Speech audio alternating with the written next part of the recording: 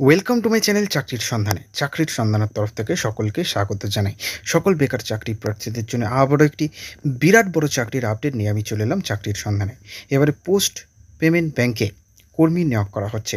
ভারতীয় post payment ব্যাংকে কর্মী নিয়োগ করা হচ্ছে। প্রচুর টাকা বেতন দেওয়া হবে মাসে, প্রত্যেক মাসে 30,000 টাকা করে বেতন দেওয়া হবে।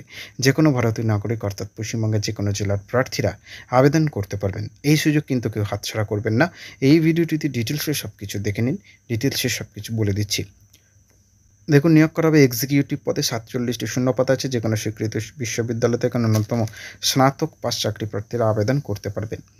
মাসিক বেতন কি দেওয়া হচ্ছে? 30,000 টাকা।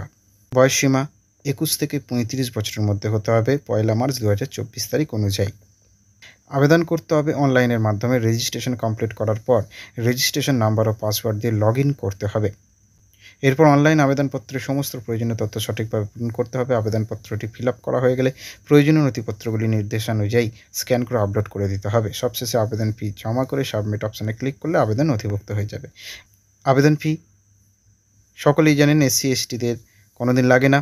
এসসি এসটি এবং পিডব্লিউডি প্রার্থীদের মাত্র 150 টাকা, আর বাকিদের সকলের 750 টাকা।